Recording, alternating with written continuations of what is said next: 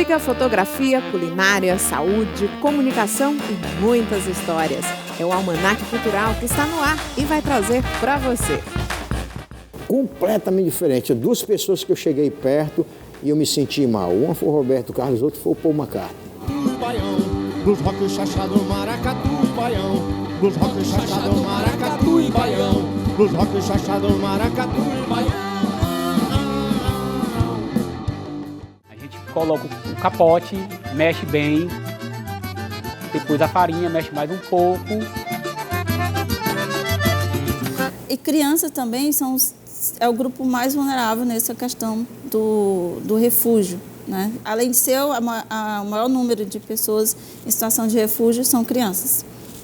Essas 7 aberturas passaram a ser consideradas os 7 chakras mais importantes do nosso sistema energético. É com muita alegria que a gente começa o programa de hoje recebendo um grande nome da comunicação do Ceará que tem uma bela história no rádio e na TV cearense. Meu querido amigo Will Nogueira, bem-vindo. Meu primo. Obrigada pela presença aqui. Primo de profissão, né? Primo de profissão, primo de respeito também, sim, de admiração, de fã, né? O Will Nogueira é um nome na TV cearense, na rádio cearense. E como foi que esse Will Nogueira saiu do colégio militar, fez economia e foi parar na televisão e na rádio? Na verdade, assim, o meu pai foi uma pessoa do rádio, na época que o rádio não tinha concorrência da televisão, os programas de auditório das emissoras de rádio aqui em Fortaleza tinham a mesma força do que tem um programa, os maiores programas de televisão de hoje. Né? Meu pai, então eu, aos 5 anos de idade, comecei a frequentar estúdios, os programas de auditório, a Ceará Rádio Clube, me lembro muito bem, o Clube Papai Noel, e eu comecei a achar aquilo interessante, diferente, fui me apaixonando, e um belo dia eu encontrei um amigo que sabia que eu gostava de rock, eu colecionava discos, principalmente discos importados, disse: rapaz, por que você não faz um programa na rádio do meu pai? Era Zé Pessoa de Araújo Filho, filho do Zé Pessoa. E eu fui fazer um programa na rádio Uirapuru. E o nome do programa era o Show do Grilo. O Show do Grilo. Porque o grilo era um animal que faz muito barulho, o rock é uma coisa barulhenta. Mas o grilo incomoda. Porque o rock incomodava na época? Muito, faz muito barulho. O rock é uma coisa que faz barulho, né? Incomoda bastante.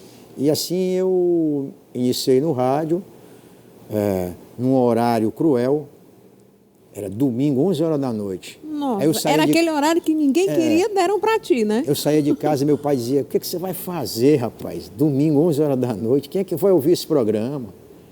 E eu insisti. E era quanto tempo de programa? Era somente 1 hora, mas eu já era marqueteiro naquela época. Eu me lembro muito bem que eu mandei fazer uns panfletos com o nome do programa, horário e a rádio, e no domingo eu ia para as bancas de revista e colocava o panfleto dentro do jornal. O pessoal, quando lia, tinha um panfleto dentro, olhava: hoje, 11 da noite, o Show do Grilo, rock, Led Zeppelin, porque antes Pink os jornais Floyd. Ficavam do lado de fora das bancas, ninguém levava, né? Não tinha perigo de ninguém levar, eles eram todos amarrados, daí você colocava um a um dentro dos jornais.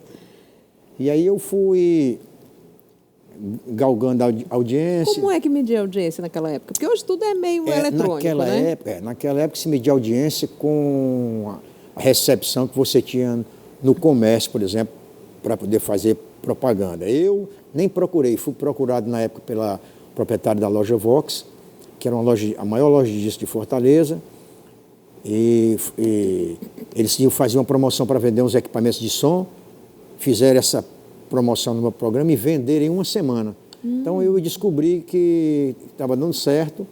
O proprietário, na época o diretor da rádio era o Afrânio Peixoto, me transferiu do domingo para um programa diário, imediatamente. E aí o resto é... E a TV chegou quando? Bom, e a TV, em 80, eu resolvi ingressar na televisão com um programa que eu achava que cabia, porque Você sabe que o Chacrinha já dizia que em rádio tudo se cria... Na TV nada se cria, tudo se copia. Pois é. Então eu resolvi levar para a TV um programa que não tinha na TV daqui, que era um programa só para valorizar os artistas da terra. Chamava-se Terral, que inicialmente era feito com compositores, músicos, toda semana, até que um dia o jornalista Baldo Solon, que você conheceu... E tinha auditório, né? No começo não tinha, no começo não tinha, era um programa de estúdio. O Baldo Solon conhecia. E um demais. dia o Baldo Solon cruzou comigo e disse, rapaz, tu quer ver se teu programa arrebentar a boca do balão? Começa a trazer artista famoso também. Os que passam aqui por Fortaleza, porque eu tinha um contato com todo mundo, né? Porque você já estava na rádio, né? Tinha esses contatos. E aí foram 896 programas de TV. Nossa Senhora. Mais de 1.500 artistas que eu levei para a televisão. Quanto tempo ficou no ar? De 80 a 2014. Né? Tempo demais. E... Foi o programa que mais tempo ficou no ar, né? E assim, Carla Soraya, Cearense. tem certas coisas que você, quando vai entrevistar, você tem que dizer, porque ninguém diz por você, certo? Eu trabalhei 36 anos no Sistema Verdes Mares e os programas que eu fiz na televisão, Terral e o Sábado Alegre, foram os dois maiores programas que mais levaram artistas famosos na você tinha o prestígio de levar quem você quisesse, né? Que eu acho que esse Se o Will recorde... dizia assim, vou levar fulano já estava marcado lá, já estava agendado, porque o Will tinha essa abertura. Só não deu certo com a Xuxa, né? A Xuxa era outra coisa, né? A Xuxa era por conta da quantidade de gente. A Xuxa eu fui que pedir a seguia. Marlene, né? Cheguei no Hotel Marlene, queria ganhar um presente seu, que nós temos uma boa amizade. Disse que eu queria que você levasse a Xuxa no meu programa. Ela olhou assim, rapaz, sua televisão não tem estrutura para receber a Xuxa, não. Na hora me deu assim um ranço. Um ranço, né? Mas depois eu entendi que ela tinha razão. Se a Xuxa fosse lá...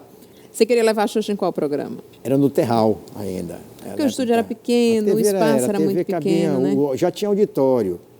Que o auditório cabiam 200 pessoas. Aliás, uma história puxando a outra, né? A construção do auditório da TV Ceará Canal 5 hoje, que era TV Educativo, a construção deu-se por esse motivo, porque o Terral era um programa que dava audiência à televisão, né? E já não tinha mais condição de receber. Por causa da necessidade que você tinha de espaço. Exatamente. E aí o espaço antes era para quantas pessoas? E cresceu para 200? 30, 40 pessoas. E aí cresceu para 200, né? Cresceu para 200, era. De onde vem a história do Alô Neném? O Alô Neném é legal. Eu vou até contar essa história aqui. É assim, no domingo, eu costumava ir com a família, eu, a minha esposa e minhas 2 filhas, para a Avenida Beira-Mar, para as crianças ficarem brincando. E um amigo nosso, casal, fazia a mesma coisa. E lá, esse meu amigo combinou comigo o seguinte, que a mulher dele era muito ciumenta, ele combinou comigo o seguinte, Will, quando passar uma mulher bonita assim, eu digo, alô, neném, aí tu olha, que era para poder a mulher dele não saber, né? Aí esse alô, neném, lá da Beira-Mar, eu trouxe para a televisão. Para a televisão. E sempre que eu chegava perto de uma menina bonita, ou de uma cantora bonita, né? Por exemplo, se eu estivesse entrevistando você, lá no Terral eu diria, alô, neném. Então era quase uma cantada, né? Meia cantada, né? Meia cantada. Will, me diz uma coisa, você chegou a entrevistar o Roberto Carlos, né? Um dos grandes nomes da nossa música popular e também um dos mais difíceis, né? Exatamente. Como foi essa negociação? O Roberto Carlos, eu acho que foi um presente que eu ganhei do filho dele, o Dudu Braga. Você é muito amigo do Dudu, né? Roberto Carlos Braga II. Eu lancei ele no rádio, aqui em Fortaleza, com o programa As Canções que Você Fez para Mim. E depois, com o conhecimento que eu tinha com outras praças, outros amigos de rádio, eu comecei a apresentar. Levei o programa dele para Recife, depois para Salvador, para Belém. E daí nasceu uma grande amizade. Um dia eu estava em casa e o telefone tocou, era o Edilmar Norões, para falar comigo. E quando eu peguei no telefone, o Edilmar disse, Will, você precisa ir urgentemente lá no Oba-Oba, era a casa de show na época, né? Já era casa nova já. Disse, você precisa ir lá, que o Roberto Carlos vai dar entrevista para você. Eu achei assim que era... Já tinham marcado por você. Eu achei assim que era uma pegadinha, sabe? Mas como é Edilmar, que estava dizendo, né? Que você conheceu muito bem, uma pessoa maravilhosa, né? Eu digo, Edilmar, você tem certeza que é comigo? Não é com o menino aquele menino do Must, que eu esqueci. O Raidar. Não deve ser o Raidar. Não, é você. Se vista, eu fui. Quando cheguei lá, o Dudu tinha armado Essa com o pai, surpresa. toda essa surpresa. E eu te confesso que foi a pior entrevista que eu fiz na minha vida. Porque o Roberto Carlos é um monstro. Sabe? Mas você conhece Se muita você coisa chegar assim dele. perto dele, você sente uma energia. É completamente diferente. Duas pessoas que eu cheguei perto e eu me senti mal. Uma foi o Roberto Carlos, outra foi o Paul McCartney. Quando ele veio aqui, o Paul McCartney? É impressionante. Você vai me contar essa história. Só você chegando perto do Roberto Carlos para você ver como é uma coisa diferente. Mas isso é porque você é fã também do Roberto, você... daqui a pouco a gente vai falar dos Canibais aqui, mas você tem a velha guarda, a jovem guarda na Sim, veia, eu né? Viveu isso e teve viu esse crescimento do Roberto Carlos. Talvez seja por isso que tem essa energia, assim, não? E pouca gente sabe, porque a entrevista foi editada, né? A entrevista, ela parou 2 vezes. Por quê? O Roberto Carlos pediu para. Aí você já fica intimidado. Aí meu ele disse, Deus, não faça essa pergunta. Ele disse para mim, não me faça essa pergunta, que eu nunca respondi essa pergunta para ninguém, não vou responder para você. E eu tô doida para saber o que é. A pergunta é o seguinte, qual é o vinho que você gosta de beber? Ele refugou, aí eu resolvi, usando o nome do Tarcísio Tavares, que era o jurado do programa, o TT, dizer, não, o vinho é o Cacileiro del Diablo. Cacileiro. Aí foi simplesmente um afronto para ele, com uma pessoa altamente religiosa, o Caseiro do ele Diabo. Não canta mais nem o Quero que tudo vá pro inferno. Quero vá pro inferno. Gente, aí ele parou 2 vezes por causa disso. Parou, e na segunda parada, que foi a do vinho, ele botou a mão no meu ombro, disse, relaxe e continua a entrevista. Aí eu continuei a entrevista assim, pessoal, acabei de entrevistar o Roberto Carlos. Muito obrigado. Você não fez mais nada. Não saía mais nada. Sério, gente. Aí parece assim que quando a gente se prepara e vai entrevistar um ídolo e chega perto, dá tudo errado, né? Mas com o Paul não deu. O Paul, pouca gente sabe que ninguém pega na mão dele. Os convidados ficam numa sala e ele passa numa distância de 5 metros e cumprimenta. Ai. Nem o governador. Ai, tá longe de mim, é? Só isso. O Paul McCartney é uma máquina. Eu digo isso a você porque um cara de 74 anos, eu e o Valdones, nós saímos de casa meio-dia para assistir o show do Paul McCartney. Eu fui com aquela turma do Valdones, mas eu fui no ônibus mais tarde, eram umas 5 e pouco. Mas o Valdones saiu cedo para ir acompanhar a passagem de som. O Valdones, nós pagamos 1.300 euros para assistir a passagem de som do Paul McCartney. Ele tocou 2 horas, 1h30 para a gente na passagem do som e depois tocou mais 4 horas e não bebeu uma gota d'água. E o show, aquele calor horroroso que estava fazendo, o homem não bebeu um gole d'água, cantou o show todinho, não reclamou, só fez uma brincadeira, mas não parou. É um monstro. O homem também tem uma luz, né? Uma luz divina. Ali. Agora, voltando para a música, daqui a pouco a gente fala de TV de novo, mas os Canibais, Tertúlia 2018, disco 2. Os Canibais podem ter tocado em 2018, mas eles começaram lá em 1900 e... Nós éramos garotos no bairro de Fátima. Né? Fomos assistir um filme no São Luís chamado Help. Era o lançamento do filme Help dos Beatles. E nós assistimos 6 vezes o mesmo filme para aprender a tocar uma música, olhando lá no cinema, certo? Então aquela música era um garoto que, como eu, amava os Beatles e os Rolling Stones, cabe bem para os Canibais. Cabe. E aí nós os dois, éramos vizinhos, tocávamos violão e começamos a cantar e uma pessoa disse, pai, por que vocês não formam um conjunto? Aí nós, na época, banda era conjunto, né? Então nós formamos essa banda e ganhamos um concurso na TV Ceará Canal 2, programa do Paulo Lima Vez, chamava-se TV Juventude. A TV Ceará, desculpa te interromper, mas assim, a TV Ceará na época não tinha concorrência. Não é a TV Ceará... A TV Ceará Canal 2 mesmo, do Diário Associado. A primeira, Diários Associados, tá. Agora não entendi. Tinha concorrência, então se aparecer na TV Ceará, mesmo que aparecer na Globo. Nós ganhamos esse concurso, começamos a ganhar dinheiro, e nossos pais se reuniram e acabaram com a banda, que é para que a gente fosse estudar. Graças Vocês a Deus, estavam ganhando dinheiro? Muito. E aí vamos acabar com a banda, vocês ganham Mas dinheiro? eu não, sabe que eu não me arrependo? Não. Não, porque todo mundo se deu bem na vida. Tu foi estudar economia nessa época? Fui estudar economia, o outro foi fazer medicina, o outro, até bem pouco tempo, foi o reitor da UFC, o Ícaro Moreira, que faleceu. Todos se deram bem na vida profissionalmente, se formaram e eu não me arrependo. Curtiram a juventude porque puderam ter a muita banda, né? namorada, Nossa muita Senhora. festa, muito glamour. Bom, e em 2014 eu fui um aniversário da galera do bairro de Fátima. Aí apareceram uns 2 ou 3, por que não voltar a banda para a gente fazer uma festa aí? Aí em 2015 nós voltamos os Canibais com algumas pessoas que ainda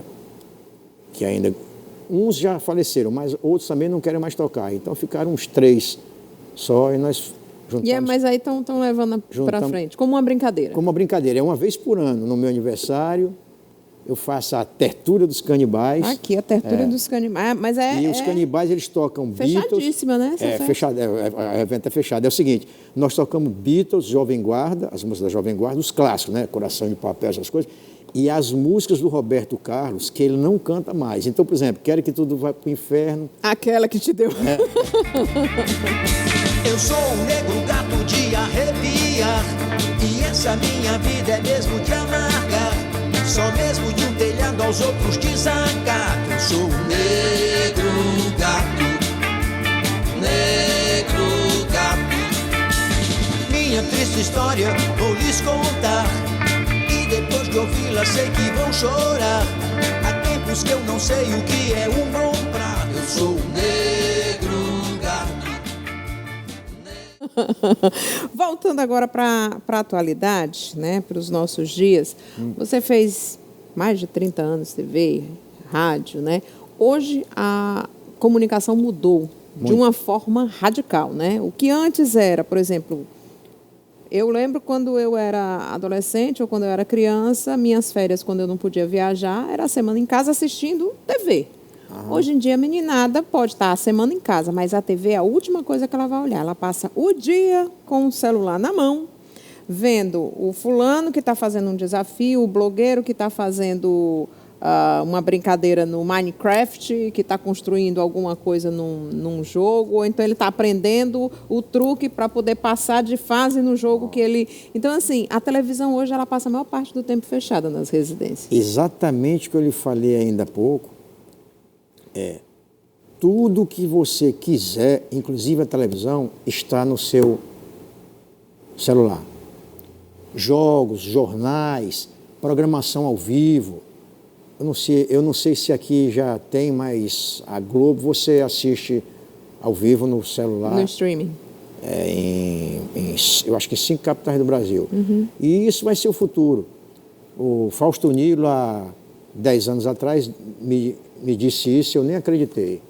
Que você, no futuro, vai assistir o programa no seu telefone, o programa que você quiser, na hora que você quiser.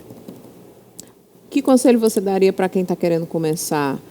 Hoje eu não sei se o pessoal ainda quer ir para a TV, para a rádio, mas quer ser muito blogueiro, né? Todo mundo quer ser blogueiro, quer ganhar dinheiro rápido, fácil, da maneira mais... Rádio e televisão, eu acho que é uma coisa que a gente já nasce com aquilo, né? Então... E é para quem gosta, né? Não é quem quer passar uma chuva. Você tem que abdicar de muitas coisas, finais de semana, né?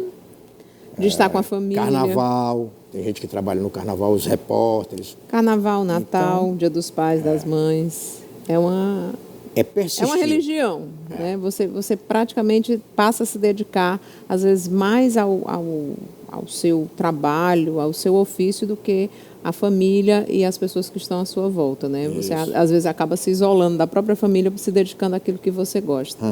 Mas vale a pena? Faria tudo de novo? Tudo de novo. Inclusive não mudaria os Canibais. Nada? Não mudaria nada? Não. Eu teria só que me atualizar, né? Se eu voltar de novo, eu teria que fazer com as coisas do momento, né? Já não dá para ser como era exatamente há 20 anos atrás, né? Mas você ainda encontra com pessoas que passam por você, seja no shopping, no supermercado, numa viagem. Quando é que tiro você volta? Foto. O pessoal pergunta, volta quando? Tá entendendo? Volta? Mas eu acho que não volto mais não. Acho que já fiz. Nem para ficar nos bastidores? Talvez, nos bastidores talvez. Mas assim, eu acho que eu já fiz. Saí na hora certa, deixei... Para deixar o gostinho de quero mais. Quero mais, pronto. Will, muitíssimo grata. Parabéns. Por sua presença aqui. Volte sempre. Quando os canibais forem tocar. Aliás, vamos tentar trazer os canibais para tocar aqui? Será um prazer. Vamos marcar isso daí, então. Mas enquanto os canibais não vêm para cá, a gente tem outra turma que vai tocar para nós agora. Opa! Que é a banda Renegados. Vamos boa. curtir o rock cearense dessa turma, banda Renegados. Conhece, né? Essa então, é boa. Vamos aplaudir, então, essa turma aí e você de casa também.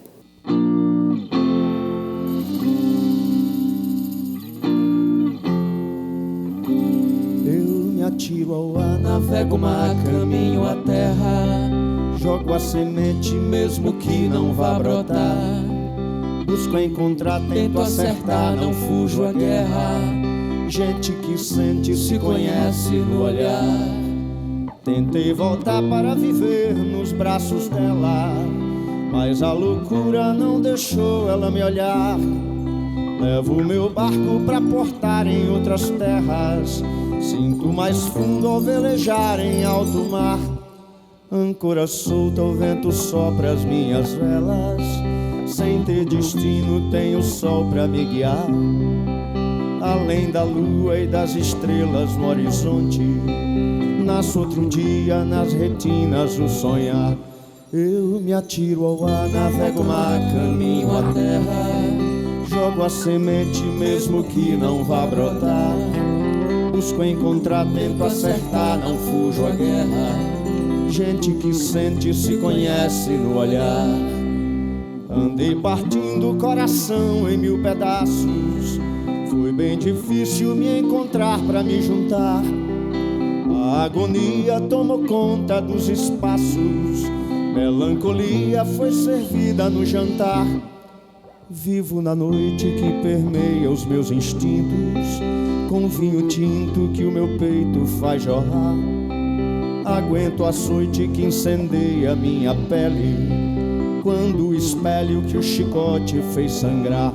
Eu me atiro ao ar, navego o mar, caminho à terra. Jogo a semente mesmo que não vá brotar. Busco encontrar, tento acertar, não fujo à guerra. Gente que sente, se conhece no olhar.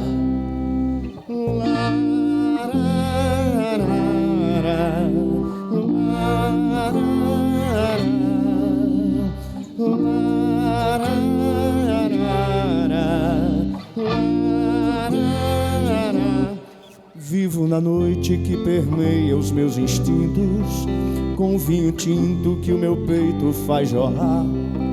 Aguento a açoite que incendeia minha pele, quando o espelho que o chicote fez sangrar. Eu me atiro ao ar, navego o mar, caminho à terra. Jogo a semente mesmo que não vá brotar. Busco encontrar, tento acertar, não fujo à guerra. Gente que sente, se conhece no olhar. Eu me atiro ao ar, navego o mar, caminho à terra. Jogo a semente mesmo que não vá brotar. Busco encontrar, tento acertar, não fujo à guerra. Gente que sente, se conhece no olhar.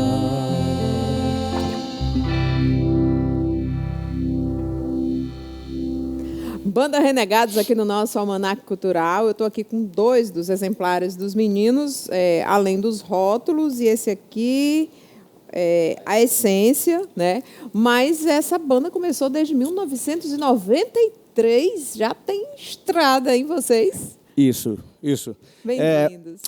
E, inclusive, o nosso disco mais recente é Pra Se Sentir Vivo. Pra Se Sentir Vivo. E o pessoal pode conseguir na internet? Sim, esse disco mais recente, Pra Se Sentir Vivo, está no Spotify, no Deezer, né? E desses outros 2 discos aí tem do DVD ao vivo na internet, no Vocês começaram YouTube. Em 93, quando se vendia CD, quando ainda se contava as cópias, não tinha tanta pirataria, né? Hoje em dia vocês colocam à disposição do público as músicas, né? Essa mudança foi boa ou ruim? São duas faces da mesma moeda, assim. Tem um lado bom e um lado ruim, né? Não dá mais para você ganhar dinheiro com venda de discos. Por outro lado, também, a internet proporcionou com que você tenha muito mais acesso a muito mais gente no mundo inteiro, né? De dentro de casa, mesmo num computador, você faz contato com o mundo inteiro. Você bota a música lá e uma pessoa que está no Japão, na Austrália, escuta através das redes sociais, do YouTube e tudo. Então, tem essa questão, né? Mas vocês chegaram a ganhar muito dinheiro com venda de CD e DVD? Não, nunca. Então nunca. É melhor do jeito que está, não? Melhor, é bem melhor. Agora, qual é o lado ruim que você acha? Não, pois essa coisa da transição da indústria fonográfica, porque, assim, a indústria fonográfica ela não está ainda, não encontrou ainda... Não se achou. Não se achou ainda, né? As grandes gravadoras fecharam as portas, né? Assim, algumas se transformaram em distribuidoras e outras, assim, as gravadoras que contratavam artistas e tal, não existem mais, né? Os assim, shows são pouquíssimos artistas que têm gravadora. Os shows é que dão mais dinheiro agora. Agora é um lance mais com show mesmo, essa coisa, né? E também tem umas plataformas que já estão monetizando e tudo, mas é um lance a longo prazo, né? Essa coisa, você bota lá o disco, a pessoa pode baixar e também, às vezes que a música é vista também, há uma monetização, né? Há essa opção, mas é uma coisa também que é muito... a longo prazo também, né? Agora, mais a divulgação mesmo pela nessa internet. Trajetória, vocês, de 93 até aqui, vocês conseguiram misturar muito bem, e o público de casa ouviu a primeira música, vai ouvir a segunda, mas um estilo Raul Seixas, como essa música que vocês tocaram agora, mas tem Jimi Hendrix, tem a influência também de grandes nomes do rock, né? Isso, Doors, Led Zeppelin, uma infinidade de coisas, né? Desde a galera dos anos 50, de Elvis, Chuck Berry, tudo passando pelos anos 60 também, Beatles, Rolling Stones, Doors, Cream, toda essas influências de fora, mas também a gente sempre teve muita influência da música brasileira, né? A gente sempre ouviu muita coisa da música brasileira, especialmente da música nordestina e de outras partes do mundo também. O nosso avô era cantador de viola, então tem essa ligação com o Nordeste também. E ainda assim. Tem Luiz Gonzaga, como eu falei, tem o Raul Seixas, mistura Jackson tudo. do Pandeiro, Trio Nordestino, todas essas coisas a gente ouviu, junto com o rock and roll, a gente ouviu todas essas outras coisas também, assim, como música clássica, música tribal, né? A gente tem caldeirão cultural.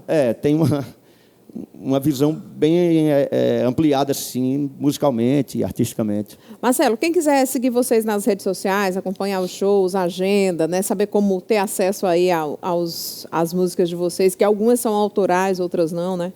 Na verdade, as músicas dos discos são todas autorais, né? A gente tem 3 discos e um DVD.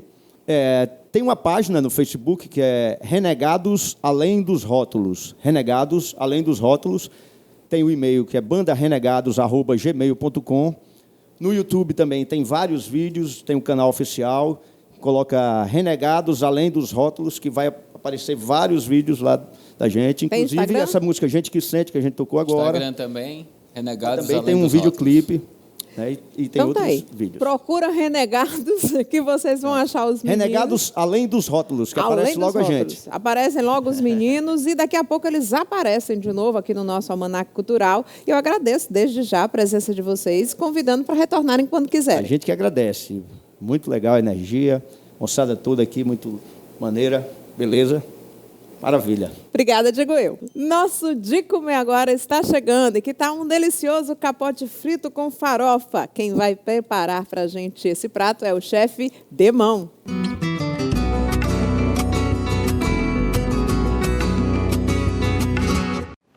Olá, Carla Soraya, Almanac Cultural.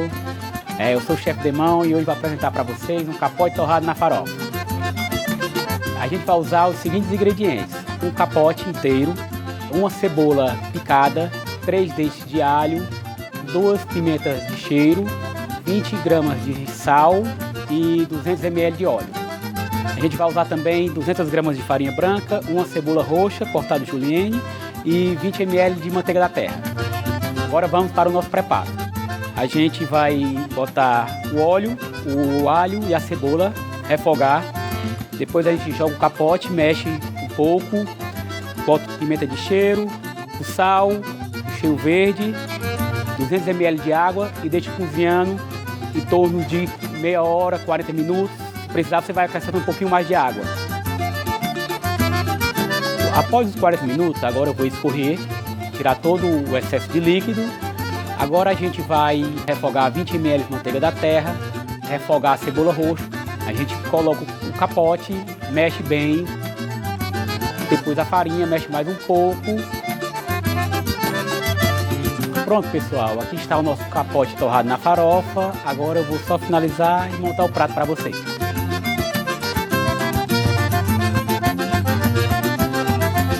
É isso, eu espero que tenha gostado da receita de hoje. Faça em casa, para a família, para os amigos, para tomar uma cervejinha gelada. É tudo de bom, viu?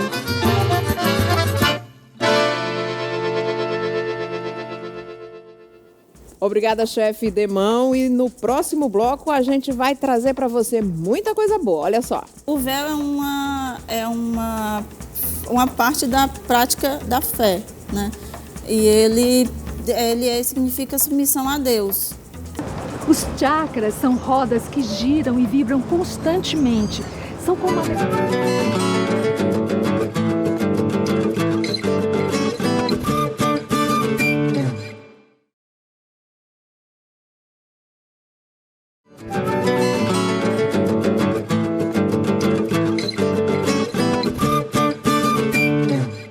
Ela é estudante de Relações Internacionais e tem se dedicado à luta por justiça social. Trabalhou em campos de refugiados do Oriente Médio e, através da fotografia, retratou as crianças de diversos países. Isso resultou na campanha Infância Refugiada. Com a gente, a fotógrafa documental Karine Garcês. Bem-vinda, Karine. Muito obrigada por sua presença aqui no nosso Almanac Cultural. Agora, vamos começar até chegar na tua indumentária e toda essa luta, né, que você tem com as crianças para tentar dar um refúgio, né, um espaço melhor para elas. Você tem família aqui do interior do Ceará, de Redenção, e como é que você foi parar no Oriente Médio, né? Se a gente acha o Brasil uma loucura, imagina ir para o Oriente Médio, onde o que se vê nas TVs, o que se divulga muito é que é um local de muitos conflitos, onde daqui a pouco pode ter uma bomba estourando do seu lado e que vive, e que as mulheres, principalmente, não têm vez nem voz. Então, é uma realidade completamente diferente da nossa, ou não, né? Porque o Brasil está ficando cada vez mais maluco, então não sei se a gente tem tanta vez e voz assim, ou segurança. Talvez seja mais seguro andar lá do que aqui. Esses estereótipos que tem do Oriente Médio, né? De que as mulheres não têm vez, não têm voz, não tem... É uma realidade completamente diferente. A luta delas, feminista, é diferente da nossa, mas elas têm uma luta feminista, até porque elas têm uma outra realidade, elas estão dentro de um outro contexto. E assim como o feminismo em todos os lugares do mundo, cada um tem cada grupo feminista dentro daquele contexto social vai ter sua pauta, né? Que tipo de lutas elas têm? Uma luta que é muito parecida com as mulheres da periferia do Brasil, que é de seus filhos voltarem da escola com vida. A gente, principalmente aqui no país, em locais mais menos abastados, né, onde as favelas, né, Sim, as periferias, as mulheres negras, né, as mães negras, principalmente. O tráfico aqui deixam essas mães com medo. E lá elas têm medo porque tem o quê? Bomba, conflito? Porque pode haver por exemplo, no caso, que aí vai diferenciar de país para país, né? Por exemplo, no caso da Palestina, a escola pode ser invadida pelo exército de Israel e de repente eles levam uma das crianças. E os alvos são as escolas, né? Então, são escolas os também. Os principais alvos são escolas. A criança no caminho de casa para a escola, ela pode ficar presa no checkpoint, nem ir para chegar na escola, nem também conseguir voltar para casa. O que é esse checkpoint? Checkpoints são pontos de controle que Israel colocou, que controlam toda a vida do povo palestino. Então, na Palestina, as mães têm esses problemas e essa luta, né, de que seu filho vá para a escola e volte. Qual é a média de vida dos adolescentes, das crianças lá?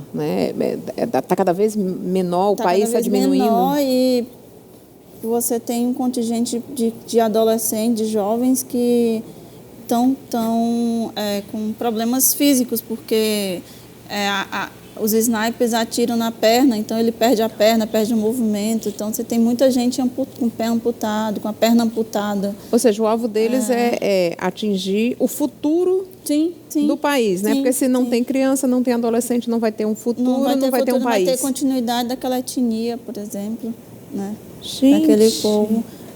Na Síria, você tem a questão dos terroristas, que agora já está bem menos, estão mais controlados, estão mais concentrados na região de Ghouta e uma parte do norte da Síria, próximo ao Iraque, a região que é onde que o Estado, né, conseguiu controlar novamente o país, né? Mas ainda há regiões de tensões. Então, nesses lugares também tem essa problemática de não ser raptado, não ter um ataque, né, e as crianças morrerem. Tem toda a luta por trabalho, para sobreviver. Elas, né, trabalham em que setores, né? Em que setor é permitido que uma mulher trabalhe? Porque aqui a gente diz que a mulher... Não, pode trabalhar em qualquer coisa, não há restrição para o trabalho. O problema é conseguir o trabalho. Porque na Síria, por exemplo, o país está se reconstruindo. Não tem emprego, não tem indústria. Toda a indústria, o processo industrial foi destruído, né? A reconstrução das escolas, né? Então, a dificuldade é essa. Os que estão refugiados no Oriente Médio, no Líbano, têm outra problemática, né? Que são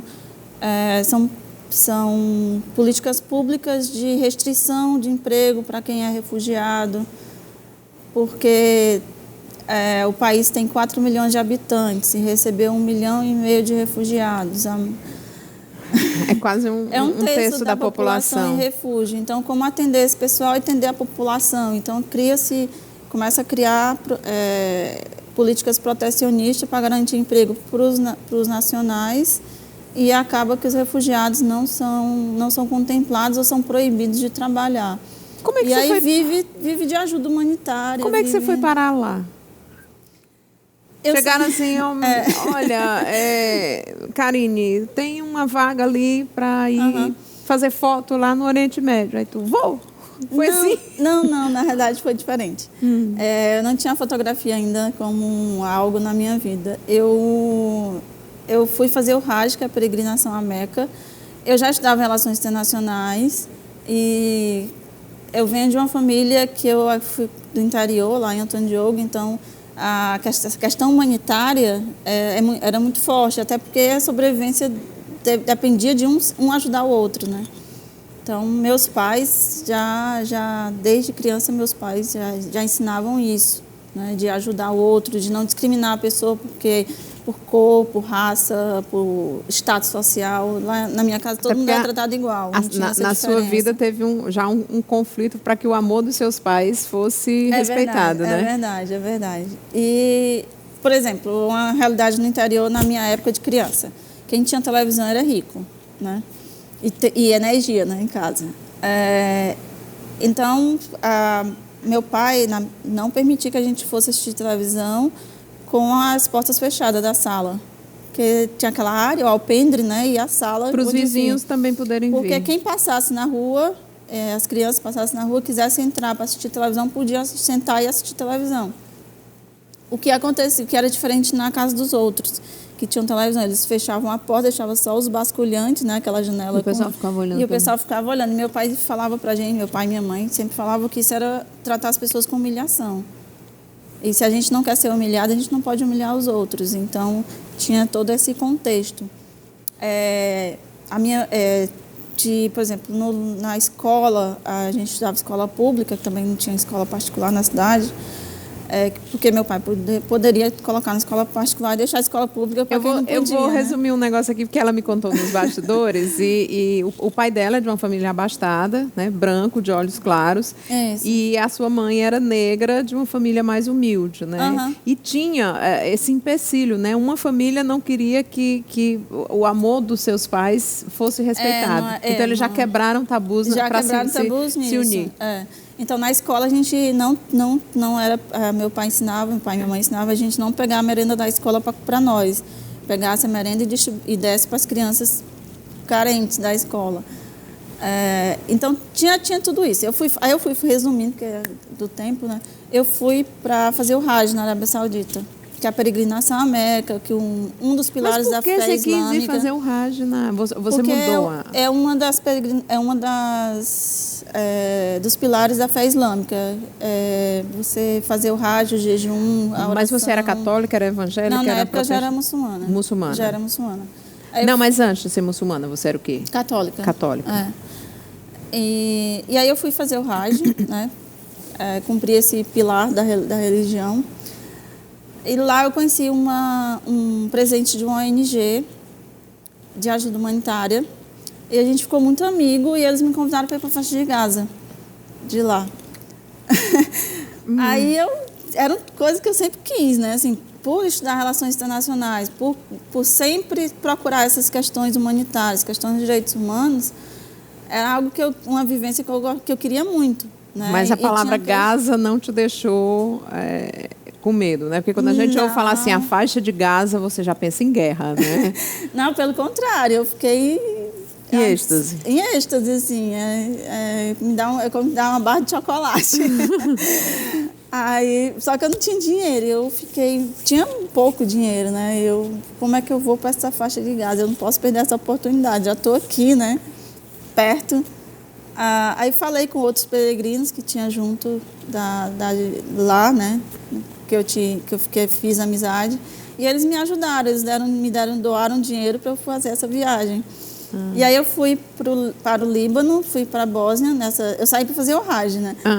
Desse Hajj eu fui para o Líbano, fui para a Bósnia, fui para o Egito e fui para a faixa de Gaza. Então você conheceu 5 países. 5 países, na mesma passei viagem. 6 meses fora de casa. Meu filho achava que eu não voltava mais. E você tem família? Eu pensei que ela ainda era solteira quando fez isso. Não, eu sou solteira, Mas sem... Meu filho vai fazer 25 anos agora. Gente do céu, é porque ela tem cara de menina, então acho que é o véu que deixa mais nova ainda. Explica esse véu, né? O véu é uma parte da prática da fé, né? E ele significa submissão a Deus. Significa que eu estou me submetendo às leis de Deus, à vontade de Deus e aos ensinamentos de Deus. Aqui no interior, né, locais que tem romaria, Juazeiro, Canindé, as senhoras ainda usam véu quando vão entrar na igreja e tal. Eu fui muito à missa com véu. Pois é, usam véu para ir para a missa e tal. Era uma questão de respeito. Mas o tempo fez o véu ir embora, não foi? Mas na religião, no Islã, ele até continua. E significa também uma identidade, né? Eu decidi. Mas quando você anda com um véu aqui em Fortaleza, ou no interior, ou mesmo aqui no Brasil, né? As pessoas te olham assim, nossa, da onde é? Tem várias diferenças. Assim, no interior, as pessoas são mais acolhedoras, mais aconchegantes. Elas, sabe? Eu não me sinto discriminada quando eu estou nos interiores que eu já visitei, né? Aqui do Ceará, que eu fui e tal. É muito pelo contrário, eu me sinto... Não sou vista nem tratada como se fosse algo diferente ou que não fosse daquele lugar. De forma alguma. As pessoas me tratam naturalmente. Mas aqui em Fortaleza e nas regiões metropolitanas, aí a história, a realidade é outra. Começa a te olhar meio atravessada, já tem as piadas, já tem Que piada? Tem desde as de mau gosto a piadas que você até acha graça. Você vai para o sul e sudeste e aí a coisa é mais agressiva, mais violenta, né? Aqui ainda é meio velado esse preconceito, mas tem bastante. É justamente por conta daquela primeira pergunta que eu te fiz, né? A gente já tem um medo da guerra, da violência lá, só que aqui a gente não usa véu e a violência está por aí, né? Vamos mudar de assunto, vamos falar das crianças, né? Como foi que surgiu a ideia do livro? Como foi que você começou a fotografar essas crianças? Conta pra gente. Então, quando eu fui para a faixa de Gaza, quando eu fui para a Arábia Saudita fazer o Hajj, eu comecei a pensar em fotografia, né? Como que eu poderia aproximar Lá você as falava pessoas... inglês ou em árabe? Inglês. Ah. Como as pessoas poderiam, daqui da minha realidade do Ceará, né? como eu poderia mostrar às pessoas esse outro mundo, essa outra visão, essa outra realidade, né? E aproximar as pessoas para diminuir esse preconceito. E comecei a fotografar e colocava no meu Facebook e tudo. Quando surgiu a faixa de Gaza, e aí eu fiquei, aí eu já vi outro pensamento, como eu pegar o meu conhecimento de relações internacionais e como aprender fotografia nesse meio tempo para apresentar essa realidade para as pessoas. E quando eu cheguei na faixa de Gaza, eu conheci um professor de fotografia de uma universidade lá, e ele foi maravilhoso. Ele me deu me deu uma semana de aulas. Eu passei 40 dias lá e ele me deu uma semana de aula. A gente foi super generoso comigo. Me levava nas missões de fotografia para me ensinar. E aí eu comecei. Eu voltei e fui estudar fotografia. Surgiu a oportunidade de ir para a Síria em 2014, fazer ação humanitária na Síria. E foi dentro do período das eleições na Síria. Então, eu acabei indo também participando como observador das eleições no país. E eu comecei a fotografar. E criança é sempre mais fácil de você fotografar. E criança também é o grupo mais vulnerável nessa questão do refúgio, né? Além de ser o maior número de pessoas em situação de refúgio, são crianças. 52% dos 22 milhões de pessoas em refúgio, solicitantes de refúgio, são crianças. E qual é a tua proposta com esse livro, Infância Roubada? Infância Refugiada. Refugiada, perdão. Aí eu pensei numa exposição de fotografia, né? Fiz a exposição, a primeira vez foi lá no Museu da Imagem do Som, aqui no Ceará. Depois de uma batalha para tentar conseguir um local para expor, que não foi fácil. Foram muitas portas fechadas, tanto para conseguir o dinheiro como para expor. E depois uma amiga minha, jornalista, disse, não, vamos transformar isso em livro, vamos transformar essa história em livro, porque a gente pode fazer vários links. E aí eu comecei a pensar esse livro de fotografia para ampliar esse conhecimento, né? Então, eu participei do edital no governo do estado do Ceará, consegui o edital para publicar o livro. Fiz uma campanha no Catarse para tentar completar o dinheiro do livro, porque só o dinheiro do edital não cobre o valor do livro. E agora a gente está nessa tentativa. E o livro vem para quê? Vem para a escola, vem para a família. É pensado num contexto social. Então, o livro tem tanto a questão do conceito, o que é refúgio, o que é deslocado interno, o que é refugiado ambiental. E eu faço a conexão do Nordeste, Era isso refugiado que você faz um ambiental. paralelo entre... Isso, nós nordestinos, como refugiados ambientais, e com relação à questão do refugiado de guerra, né? Quem quiser te encontrar para ajudar, que venham outras edições e que você possa levar adiante, até mesmo levar você para escolas, para palestras, para conhecer mais essa realidade. Como é que entra em contato contigo? O Facebook e o Instagram, Karine Garcês, vocês procuram lá. Karine com K, Karine com K, Garcês com Z no final. Com Z no final. E o livro, a gente está procurando mesmo, apoiadores, patrocinadores, para tornar a edição uma edição mais bonita, mais interessante. A proposta é de doar livros para o projeto Agentes da Leitura do Governo do Estado, que é para levar essa leitura. O livro também tem desenhos que as crianças fizeram para mim nos campos de refugiados. Ai, que fofo. E a gente convida o leitor a colorir esses desenhos, né? Tá certo. Karine, eu espero que Obrigada. esse livro saia, que várias outras edições saiam, porque eu tenho certeza que você tirou fotos assim, que foi difícil selecionar e deixar fora do livro, né? Foi difícil. Então, que venha a segunda edição, a terceira edição, e venham muitos mais, e que a gente possa conscientizar e a gente ter... O ano de 2019 está sendo meio complicado para todo mundo, né? Mas que a gente possa ter um pouquinho mais de... Tem só paz uma e coisa que eu não serenidade. falei, se Diz. der tempo. Eu estou formando um grupo de brasileiros, o segundo grupo agora, para ir ao Líbano e ao Egito em julho desse ano. E a viagem é cultural, histórica e humanitária. Tá certo. Então, Eu convido entrando em vocês contato com as tuas redes sociais, o pessoal vai saber Isso, direitinho. Exatamente. Obrigada mais uma Obrigada vez por tua também. presença aqui e leva Obrigada. adiante aí essa tua iniciativa que é muito bonita. Se Deus Parabéns. quiser, tchau. Vamos lá. E agora, a gente vai saber onde é que estão localizados os chakras no nosso corpo e qual a importância deles para a nossa espiritualidade. É isso que a gente vai descobrir agora no Transcendental.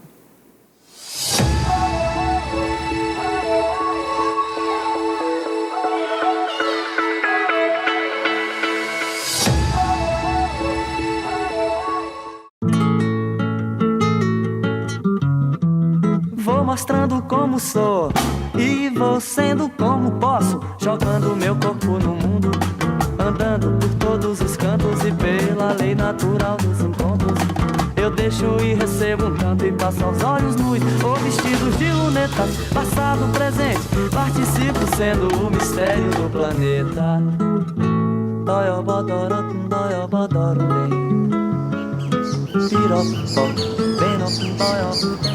Você prestou atenção na letra dessa música, Mistério do Planeta, interpretada pelos Novos Baianos? Ela fala de como estamos em constante troca com o mundo. E isso tem tudo a ver com o que vamos conversar hoje, os chakras. Esse nome bem diferente, chakra, tem origem no sânscrito e quer dizer roda. Os chakras são rodas que giram e vibram constantemente. São como aberturas, pequenos poros que existem na nossa aura, esse campo de energia que fica ao redor do nosso corpo físico. Eles são responsáveis pelas trocas energéticas que fazemos com as outras pessoas, com os animais, com as plantas, com tudo que existe no mundo. Funciona mais ou menos assim. O chakra, como uma antena, ele sente e capta a vibração das pessoas, das coisas, de tudo que existe em volta da gente. Depois de captada, essa energia vai se acumulando e sendo processada e transformada internamente para logo depois ser reenviada novamente através dos chakras de volta para o meio ambiente. Só que agora com a nossa marca.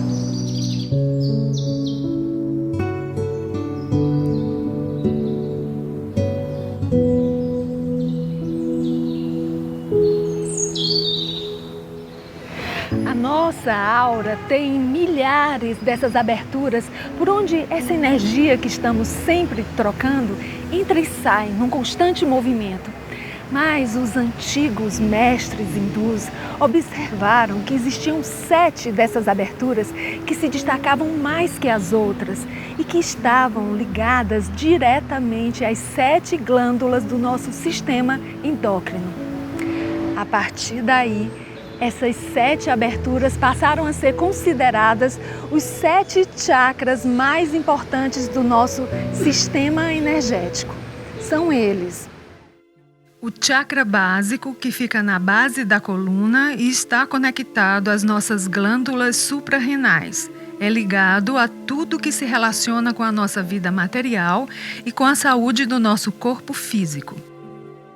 O chakra sexual, que fica no baixo ventre, está conectado às gônadas, os testículos nos homens e ovários nas mulheres. Está ligado à nossa saúde emocional. O chakra do plexo solar, localizado na região do abdômen, associado à glândula pancreática. Nele expressamos nosso poder pessoal, o poder de realizar, de construir. O chakra cardíaco, que fica no centro do peito, ligado à glândula timo. É o nosso canal de expressão de sentimentos, centro do amor universal, da compaixão e do altruísmo. O chakra da garganta, localizado no pescoço, associado à glândula tireoide. Através dele expressamos a nossa essência, quem somos e o que viemos fazer aqui. O chakra frontal, que fica na testa, entre as sobrancelhas, e está associado à glândula hipófise. Nele somos sintonizados à nossa intuição, uma compreensão interna que nos ajuda a enxergar além das aparências. E por último, o chakra coronário, que fica no alto da cabeça e é associado à glândula pineal. É através dele que nos conectamos ao universo, à energia cósmica, ao Criador de tudo que é. Gente, é super importante entendermos como funcionam os chakras e a energia que está dentro da gente, porque a nossa qualidade de vida depende muito disso também.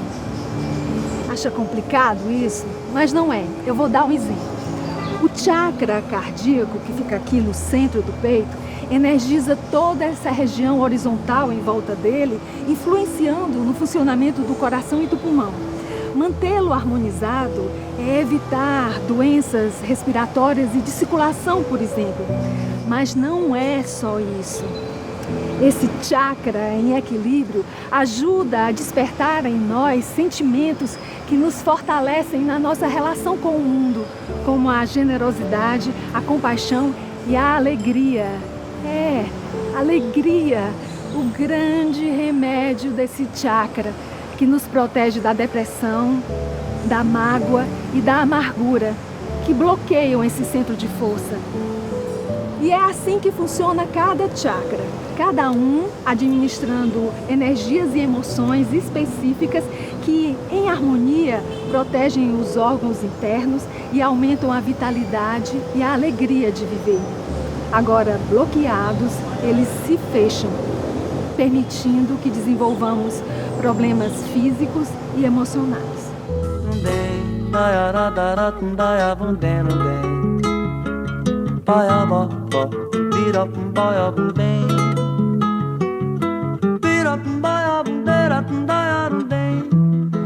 Existem diversas maneiras de se equilibrar os chakras, de cuidar energeticamente deles, desde entoar mantras, fazer exercícios respiratórios, meditar, receber reiki, até manter atitudes simples e saudáveis, como ficar em contato com a natureza e vigiar a qualidade dos nossos pensamentos e sentimentos.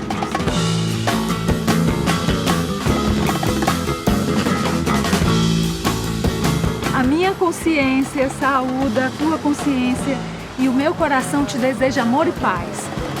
Um beijo, Carla Soraya, um abraço para todos vocês e nos vemos no nosso próximo encontro transcendental.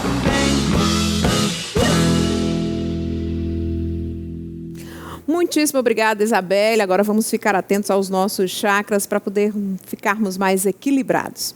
E a gente vai encerrando a edição de hoje por aqui. Até o nosso próximo encontro. Você fica agora com o som da banda Renegados. Um grande beijo, Ceará. Um beijo, Maior Brasil. Um cheiro grande para todo mundo. E até a próxima edição do Almanac Cultural.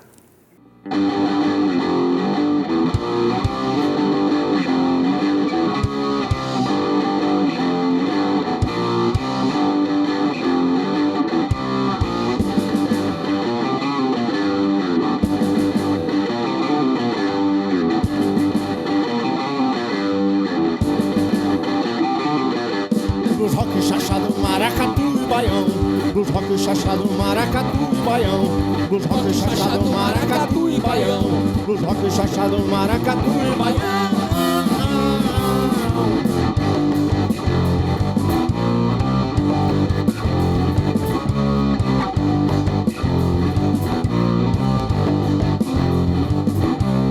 Movimentando a consciência, lançando o seu corpo na mesma cadência. Mexa as ideias pra ter evidência e se manifeste com independência. Pra você se sentir vivo. Blues rock chachado, maracatu e baião. Blues rock chachado, maracatu e baião. Blues rock chachado, maracatu e baião. Blues rock chachado, maracatu e baião.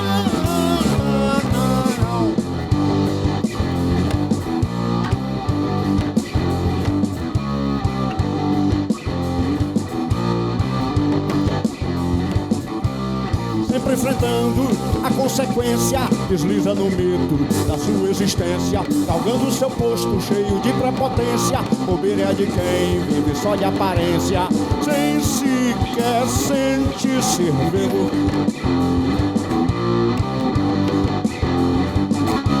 Blues rock chachado, maracatu e baião. Blues rock chachado, maracatu e baião. Blues rock chachado, maracatu e baião. Blues rock chachado, maracatu e baião.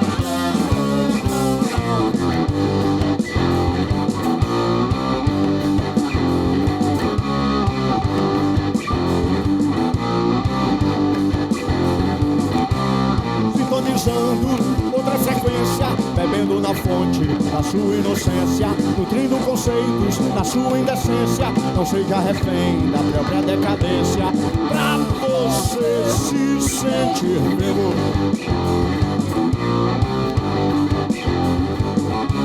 Blues rock chachado, maracatu e baião. Blues rock chachado, maracatu e baião. Blues rock chachado, maracatu e baião.